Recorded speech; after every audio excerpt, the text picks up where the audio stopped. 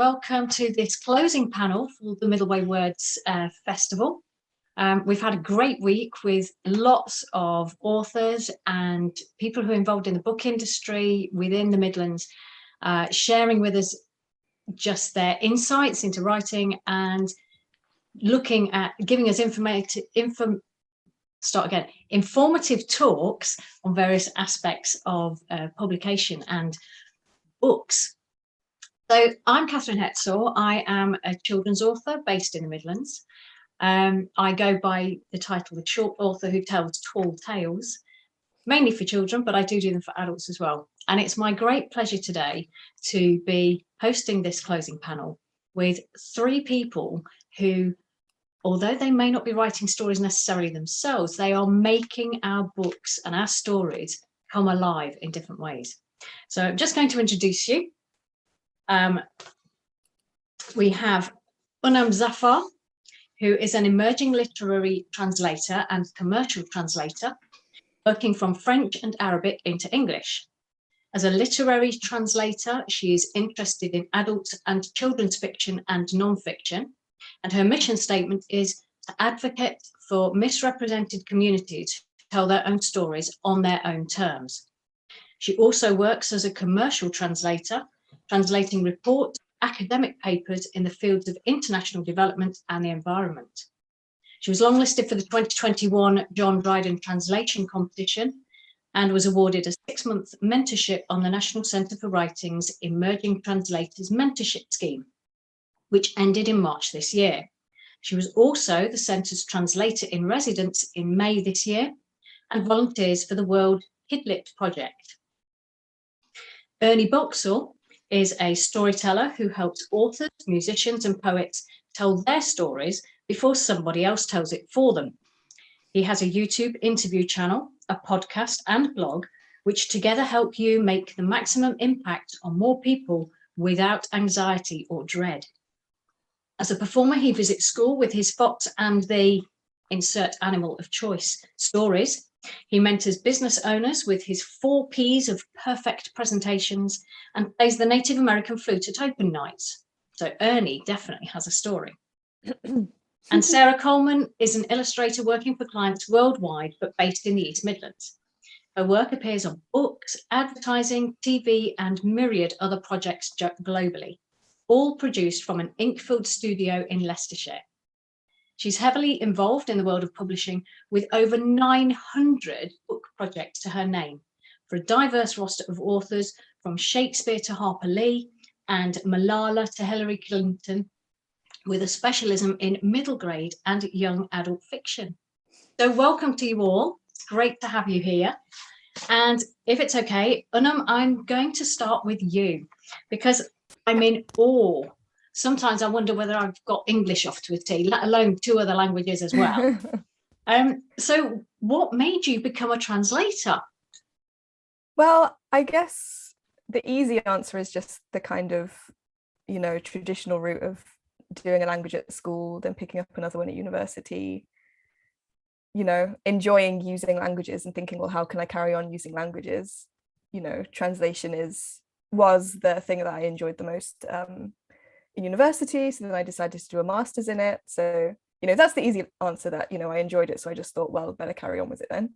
But then maybe the more interesting answer is I've kind of found that it's the kind of the perfect combination for me of, a career that combines social justice and creativity. Because as you read in my bio, my mission statement is kind of to, advocate for people who tell their own stories on their own terms, which is very similar to what was in Ernie's bio, actually. Very interesting, telling people stories before someone else tells it for them. I like focusing on stories about the Middle East or about Muslims or both, the kind of communities where, there's, to be honest, there's still a lot of fear and misunderstanding around these communities.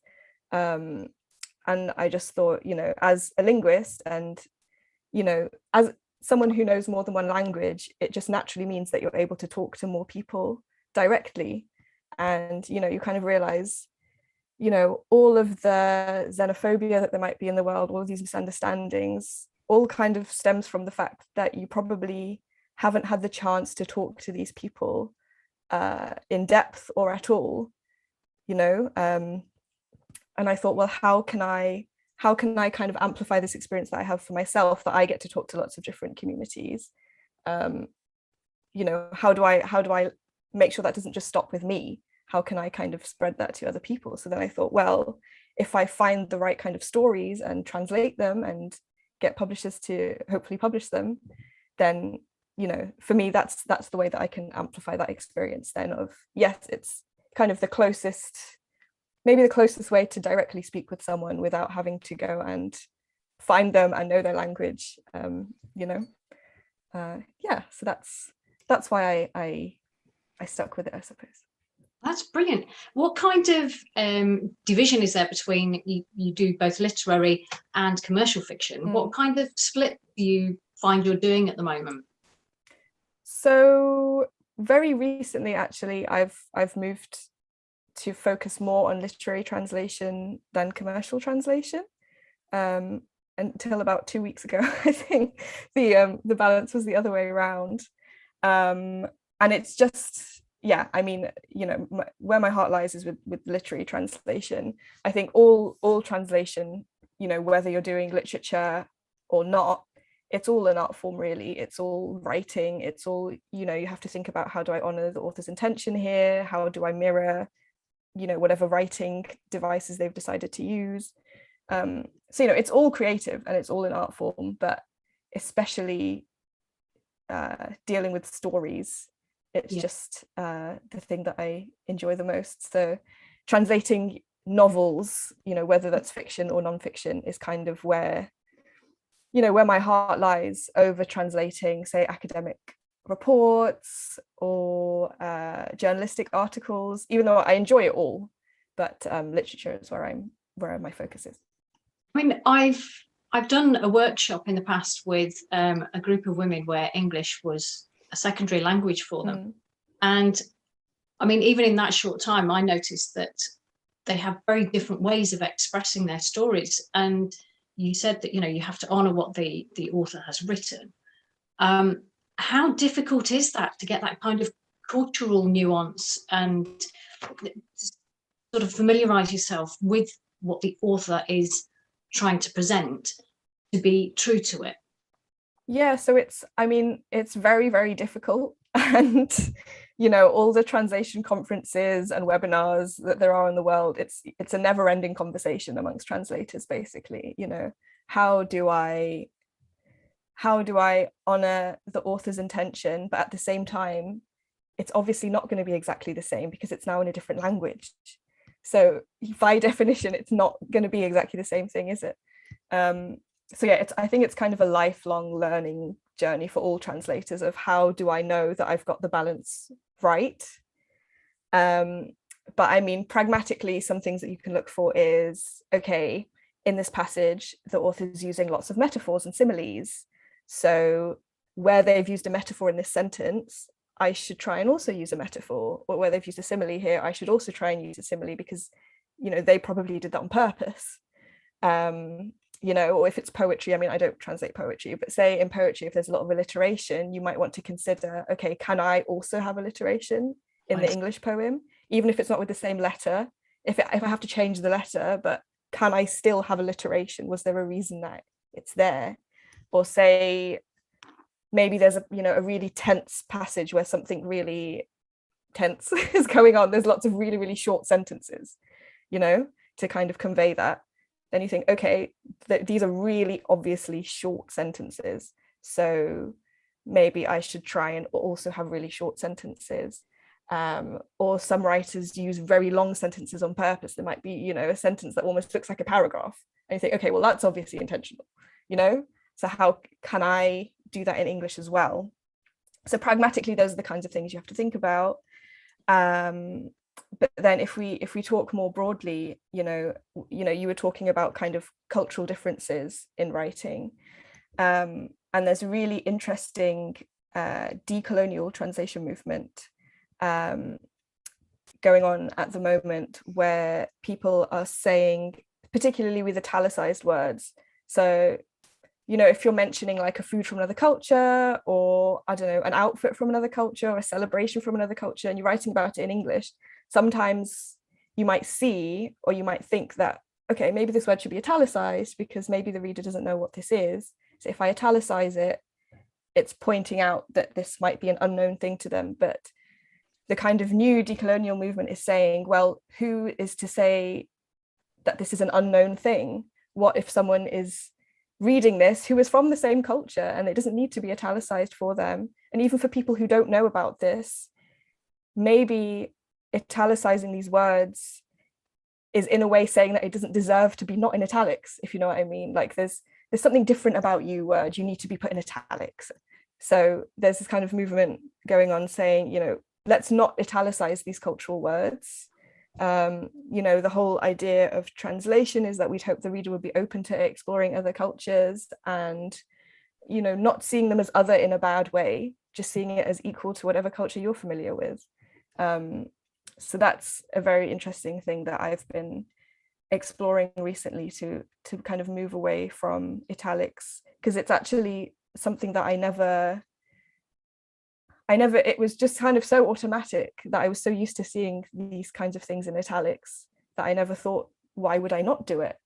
It's almost like, as an author, when we world build, we put words in and things in that we've made up, and we don't italicize that in a story. So why should it be italicized simply because it's from a different language or a different culture? Yeah, that's a really good point, actually. I never thought about that. But yeah, if you think about science fiction, for example, and the author may have, you know, created loads of words for that novel, they're probably not going to be italicized. No one thinks, oh, I don't know what that is. Why, you know, why is it not in italics? Why is there, you know? So yeah, I think I agree with the similar approach to translation. Just, you know, put it in there. Google exists. If you want to Google it, you can Google it if you want. Yeah. Otherwise, maybe you'll kind of guess from the context. If it says that they're eating, okay, then this word probably is some sort of dish then. I can see Ernie's clapping that, so he's obviously in agreement with you there. Can I ask a question? Yeah. What you say, Anam, to me, brings up all the problems that many people have with Bibles. Okay. That have gone through 3 or 4 translations. Yeah. And how do we now know that the Bible we read now is anything like the Bible as it was written from the actual stories? We don't. We're just getting an edited version of somebody else's view of the Bible. So a translation is vital, I think. Yeah, well, that's a really interesting point, because yeah, I mean, I don't know that much about Bible translation, but I think when things start getting translated from, say they get translated into one language, and then from that language it can translate into another language, and then from that one, that can be where you might start thinking, okay, you know, what has now been lost, if anything. And it might be that nothing's been lost. But yeah, with relay translation, that is an interesting conversation that comes about. But then again, if relay translation didn't exist, you know, I think it's good that it exists, because then you don't necessarily have to rely on that one translator knowing that one language. Right. But it's definitely, you know, it's definitely something to keep in mind.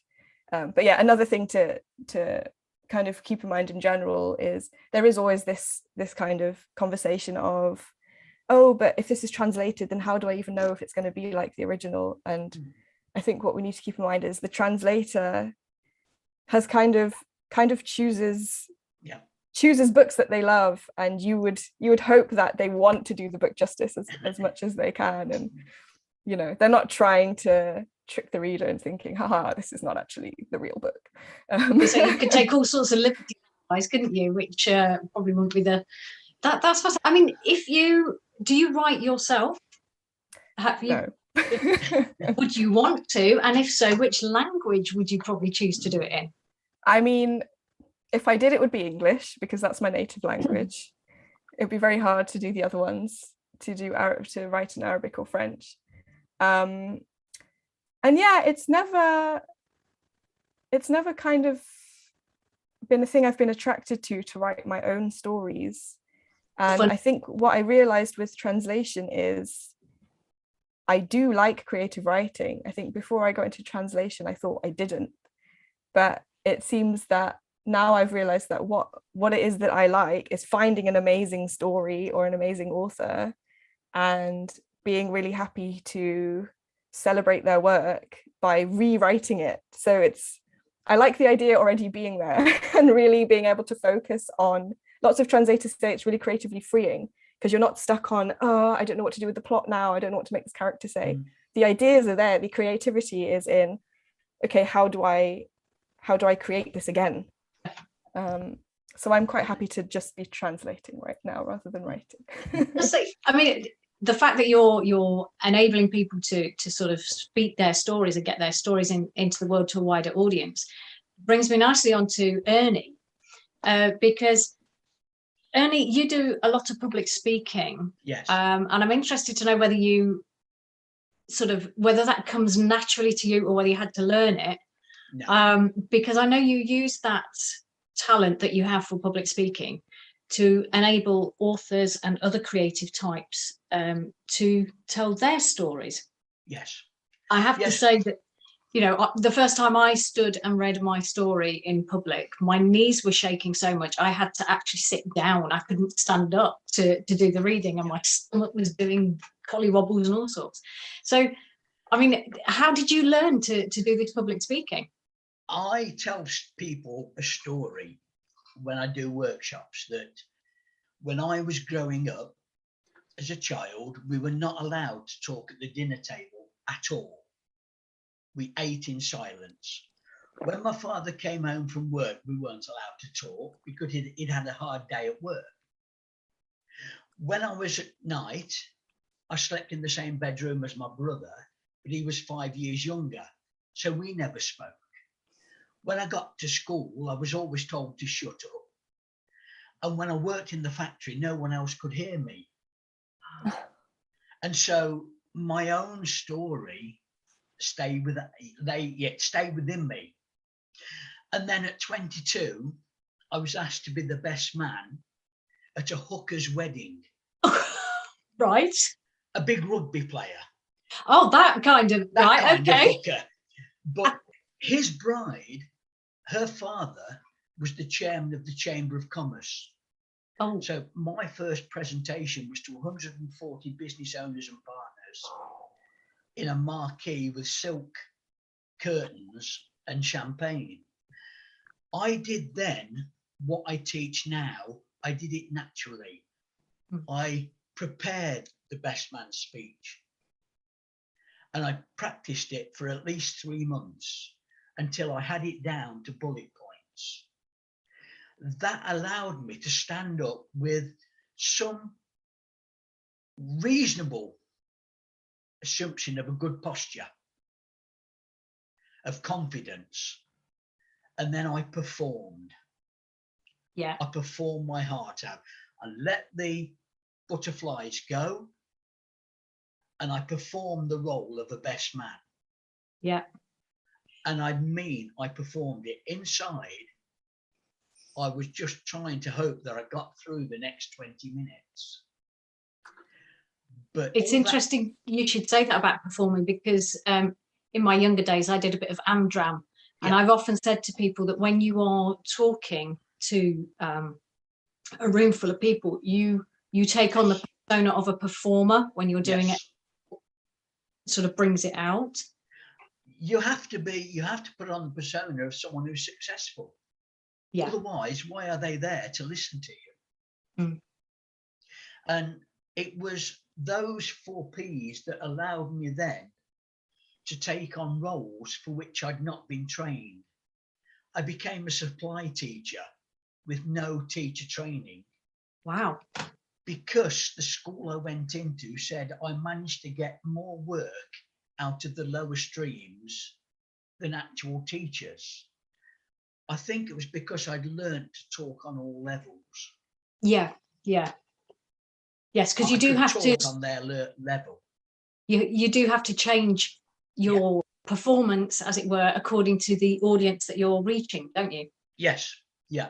I mean, I was a semi-professional football coach, Right. coaching ex-professionals when I hadn't even been a good amateur player, but I had the ability through my speech, through the regulation and the volume and the tempo of the speech, to get people to do what I wanted them to do. Yeah. So was this part of the reason for setting up the storytelling Yes. cafe as well? Yes. First of all came my networking. And for coaches, consultants, and even successful business owners, who were used to talking to classes, groups, or members of the board, when they stood up in front of 30 other people that they hadn't met before, it became, I'm John Smith from Smith's Companies, and I work with they hadn't prepared and they hadn't practiced.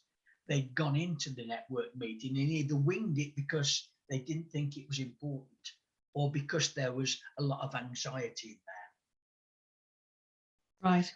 And authors were the same. When they came to the storytelling corner, they happily sat down and read their stories, but their introductions were very, very low, and it was almost as if they hid behind the book.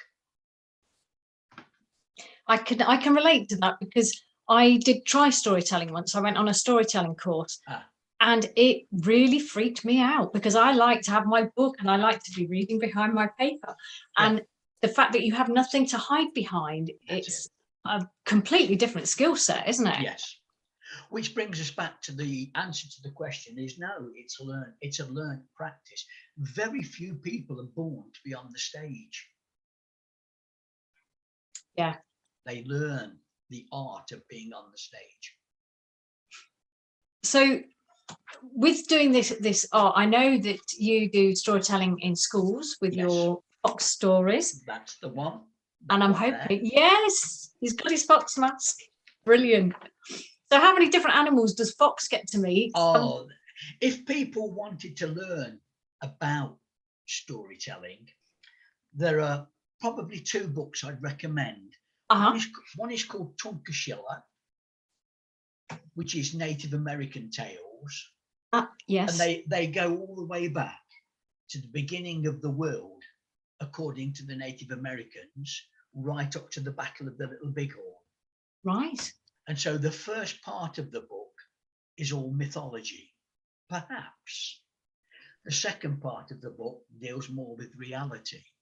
Right. And the other book I use is Coyote and Coyote and the Mice, Coyote and the Squirrel, Coyote and the Tortoise, Coyote and the Frog, Coyote and There's a whole list of coyote stories. The children in England may not know the coyote, so I've made it the fox. Right. Yeah. Yeah. Which again links back to what Unum's doing, in that it's finding those cultural references that you can just change to make it applicable to your audience. That's it. Whilst not actually changing the essence of the story. Yes. Yeah. And what all I've done has helped me to do is I've just been taken on a little bit of publicity. I've been taken on as the ghost guide at one of England's most haunted houses. A ghost guide? Does that mean you get to play the part of the ghost or tell people about the ghost? No, I take people round, you see, and I try to scare them to death. Like that. It's just helped me to take on other persona. Right. Which again comes down to the performance. And it makes it so interesting. It makes storytelling exciting when you can become that kind of storyteller. Sarah, you'd got a question. I just wanted to point out that I've done the ghost walks at the venue that Ernie works at, and I can vouch for the scariness of the place and the atmosphere, and the guides who are truly excellent there. I'm on the cusp of booking another one, actually. Great. Any Saturday, Sarah, 6 o'clock or 8 o'clock. Saturday's got it. So there you go. If you want to see Ernie in action on his storytelling, That's the one. that's where to catch him. I mean, which kind of story do you prefer to tell an audience yourself? Because you've obviously got a lot of real life stories. I love, I tell my own life story, all the ups and downs, and I particularly focus on the downs. Yeah. Because I know that there are people in the audience who may well be going through the same downs or have gone through them. And to all business owners, I say to them, they're the first people who will come to you and say, I really gelled with your presentation. Can we have a one-to-one? Right. Because you told a little bit of their story as well. Because no one goes through 25, 30, 40, 50, 60 or 70 years without a trough. Yeah. Without something bad happening. Yeah. And it makes you, there's something to be said as well in storytelling for having an integrity as yourself telling the story, whether you make it up fictionally, you can, if you are making something up, you can still include real life experience, but in that fictional world. Just to finish, if I could, Catherine, what it does do is that it saves people money, business owners money, because if you go to a meeting, you hand out business cards, which get put in a drawer or a folder. Mm. But I tell the story of a lady who was 11 years old, happily playing outside at home. She went in, she had tea with her mother and father, then went to bed. At 2 o'clock in the morning, the mother and father came in, packed a suitcase, dragged her out of bed.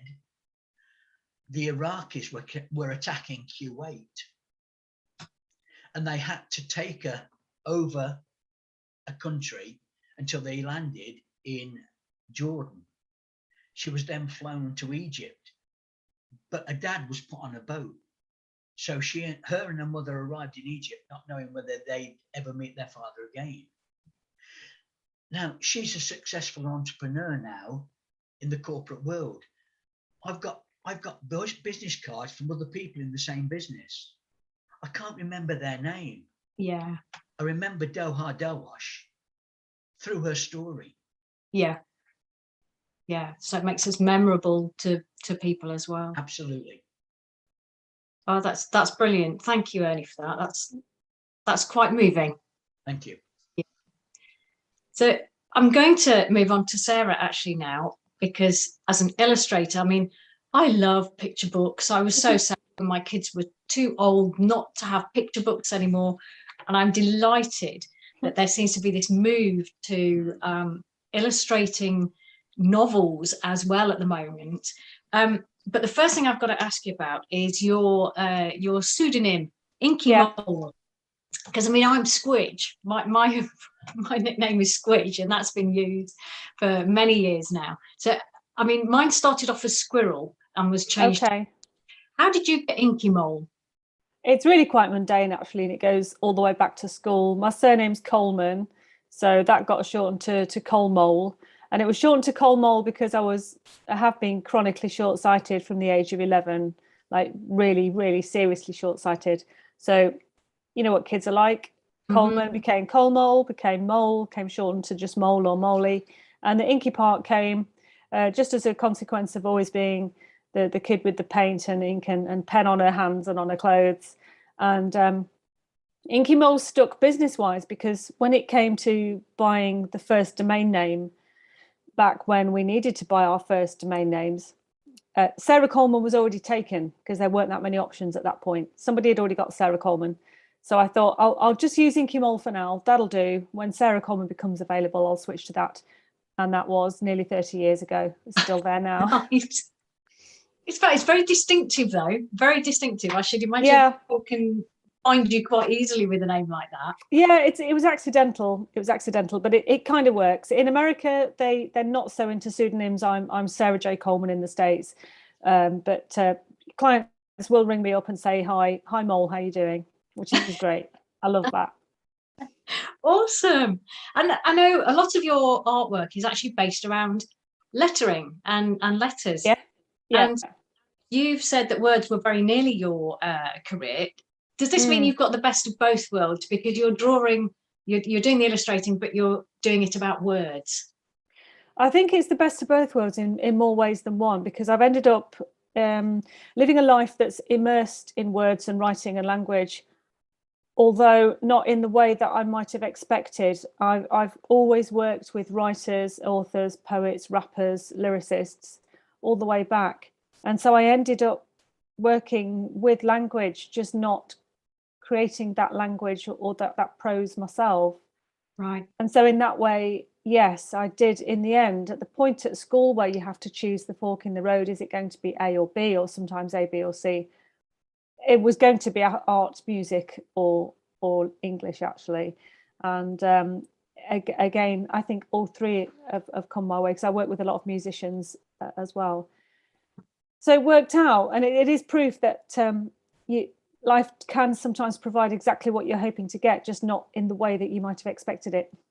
Yeah. Yeah. I mean, I know you've got a very varied style of artwork. Yeah. You're involved in so many different areas as well. Mm. And I mean, I'm a writer who loves to be involved in her own cover design. I'm very lucky that I have a bit of a say. Yeah.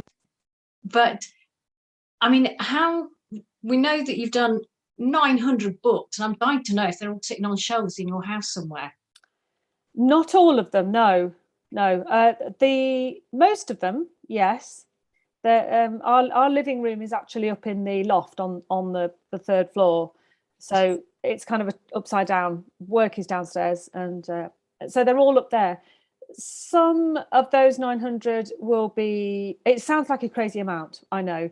And first of all, at some point in time, I sold my soul to the devil, because I can't believe quite how many years I've been doing this, more than I want, more than I can get over. So first of all, there's a lot of time spent actually doing that. You know, we're talking about sort of almost 30 years now of working in that trade.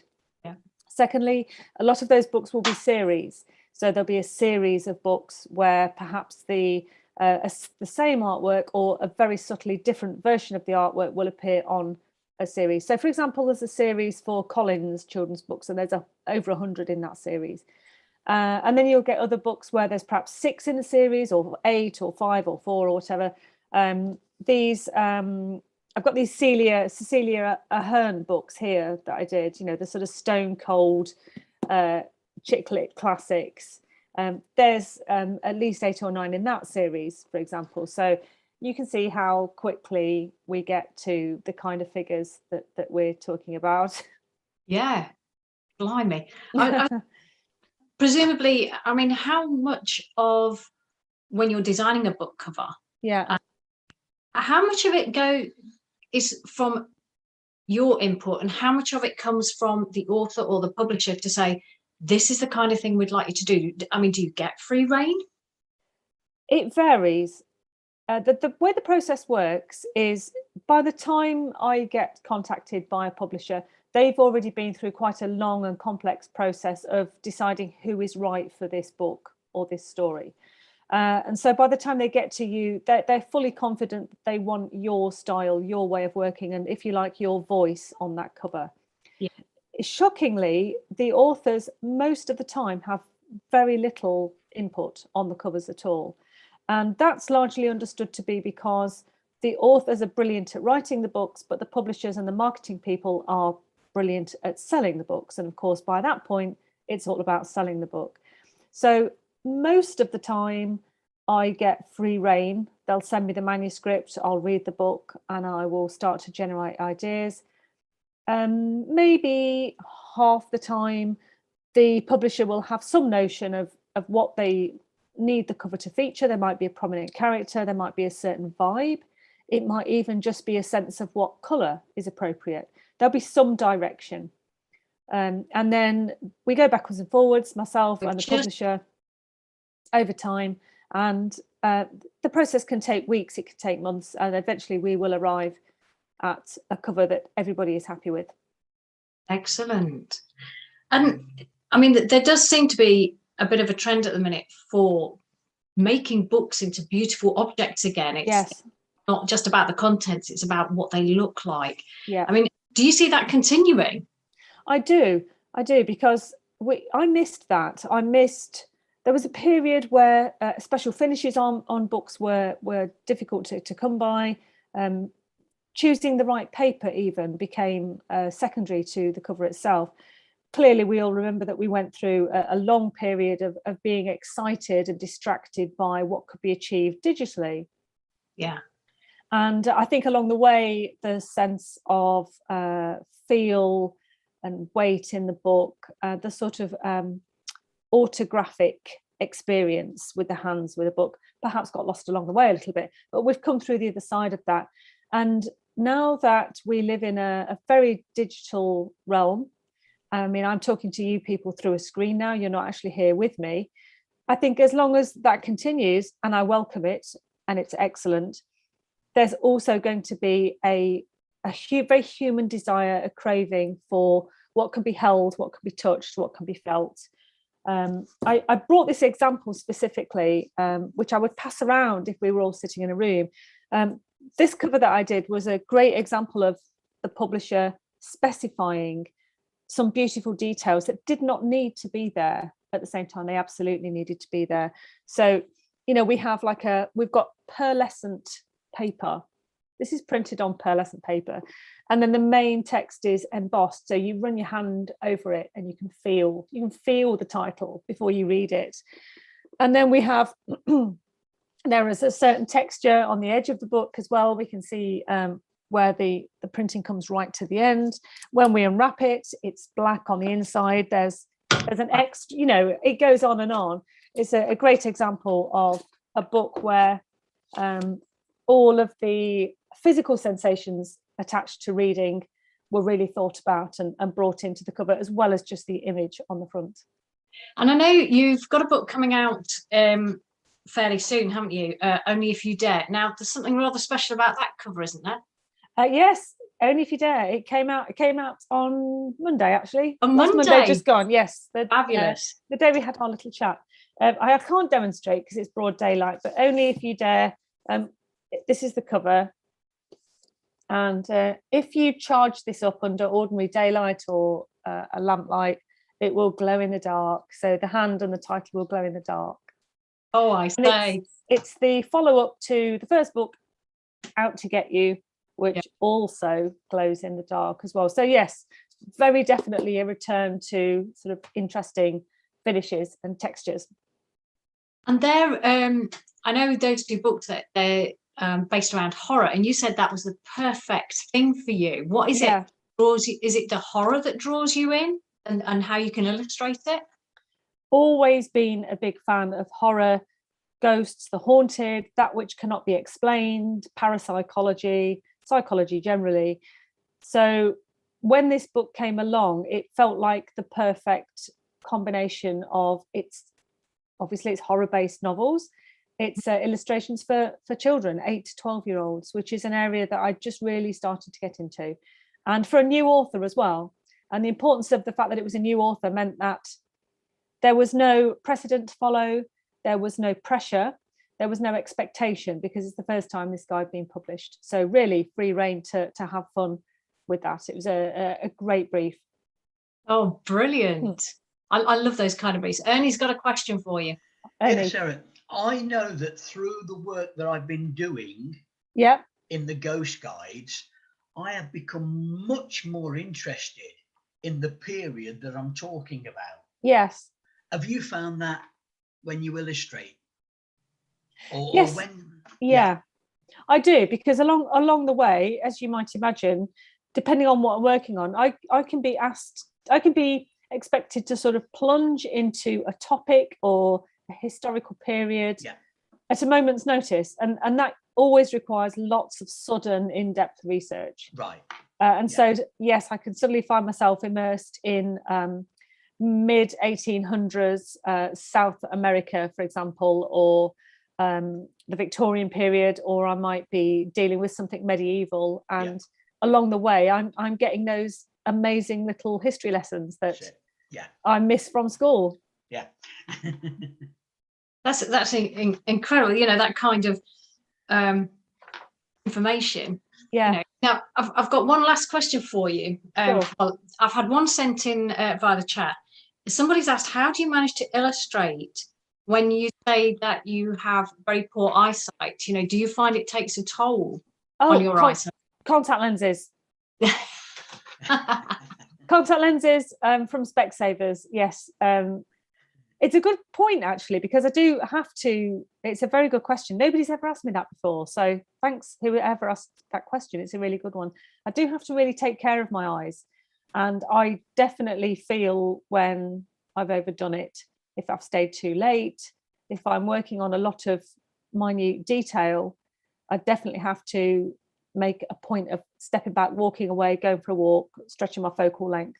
I worry about the day when they perhaps start to deteriorate a bit. But yes, it's a good point. I do have to really take care of them. And sometimes that means, you know, a hot compress on the eyes at the end of the day, occasionally, if it's been really busy.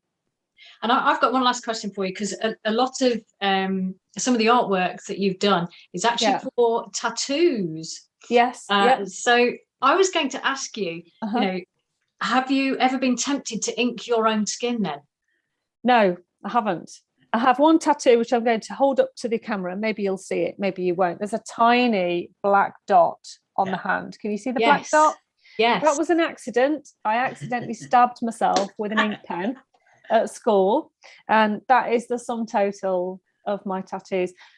To answer the first part of the question, yes, lots of people have asked me to design tattoos for them specifically, which I'm happy to do.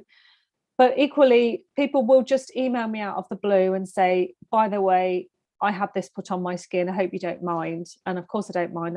I'm delighted that those crazy brave people have chosen to apply something permanently to their skin. So I've got a big collection of tattoos that I know about because I've designed them, or tattoos where someone's just said, hey, I did this, look at this. Wow. And I haven't got my own because, well, on a practical level, I grew up with eczema. So anything at all that would bother the skin was an absolute no-no for me. But as that's improved greatly as I've got older, I kind of see it as picking one piece of jewelry that you wear forever. And that stresses me out. The idea that you pick something and you wear it forever. Forever. Yeah. And I think genuinely that's the reason why I've never done it, because how on earth do you decide, and what if you change your mind, you know? Yeah. There was one other question, if we can answer it quickly, and then I've got one final one for all three of you before I hand over to Ignaty to sort of round us up. And it was, what happens when a publisher rejects your first idea for a cover? Oh, it's quite common. Basically, you're working as a team, so it isn't sort of you versus them. You're working together with marketing, the art director, and sometimes the author has input as well. So you generate a first round of ideas. Usually, I try to create at least 4 or 5, ideally more different ideas for a cover, just to show the client what's possible. And quite often, the client will say, "Not quite sure. Actually, I'm not sure these are working. Can we see something that does this, or can we see something that does that?" And it's a process. So you go backwards and forwards. At the end of the day, the client is paying you. So you are ultimately sort of beholden to, within reason, create something that they're completely happy with. Yeah. And you keep going until you arrive at a finish. There are other books, of course, which you send off 4 or 5 roughs. They go, that's the one. And that's it. It's all over. Very individual then. So one last question for all three of you, because you know you're obviously so deeply sort of entwined within the book world, even if it's not in what we normally think of as being books. You know, you've got those different aspects. But who's your favorite author? Do you have one? So I've been thinking about this, and with writers and with musicians, it's just too hard to choose. So instead, very hard. I'm just gonna show you this book that I read recently that I loved. Oh, lovely. So it's called Women Dreaming, by Salma, translated by Meena Kandasamy from Tamil to English. Oh wow. And I loved it, and I will leave you guys to look it up for yourselves. But Sharing that one. Yeah. What about you, Ernie? Who's your favourite author? I have to say it's an author called Ayn Rand. Oh, right. Ayn Rand. Yeah. Is that South America? No, she was a Russian lady who eventually went over to America. She wrote philosophical books, Right. much of which is coming through nowadays, Mm. unfortunately. Mhm. Ernie, a colleague of mine has just redesigned Ayn Rand's entire back catalogue. Good Lord. And I've seen them. They're beautiful. Yeah. Absolutely beautiful. Yeah. We should look forward to seeing those then. Mm. And Sarah, do you have a favourite author? I don't have one. That's an impossible choice to make. But definitely right up there at the top of the list is Ian McEwan Right. and Benjamin Myers. And I'm going to say Josh Allen, of course, who wrote Only If You Dare and Out to Get You. Many more, but they're oh, Stephen King, naturally. Who could Right, not yes. include Yeah. Stephen King there? Yeah. Brilliant. Well, I was going to say, on that note, I can see that we're actually running slightly over time. But I want to say thank you to everyone for joining us. And thank you so much for that insight into the different ways that you guys are involved in the world of books and Thank you. publishing. It's been brilliant to chat to you all. And I hope everybody else has enjoyed it as much as I have. It's another one where I've not stopped smiling. And, you know, we've had a brilliant week with Middleway Words. Just a reminder to those who are watching, either now or later, that there are lots of different videos on all the informative talks, on the author tete-a-tetes, over on the Middleway Words YouTube channel for you to look at your leisure, including this one when it goes up. And I'm going to hand over to Ignati now, just to sort of tie up the whole of the festival. So Ignati, are you there? I'm indeed here, just behind the screen, as I have been for the majority of the festival. So thank you very much. It was a fascinating discussion, and I'm so glad that we brought you all today to wrap up our festival. I think it couldn't have finished with a more informative talk and so thought-provoking, really talk, showcasing that books are not only about authors, however big they are, or how very big and however famous they seem to be, because books are all about a combination of skills brought together to make them happen. And one of these skills is, of course, reading. So I want to remind us all, it's all about us as readers as well. And books will not exist if readers stop reading. So the whole idea of the festival was to ensure that we bring new or lesser known names to the spotlight, but also reminding people how important reading is, and that there is always choice, and you can be overwhelmed with choice, but the good thing is that the choice exists.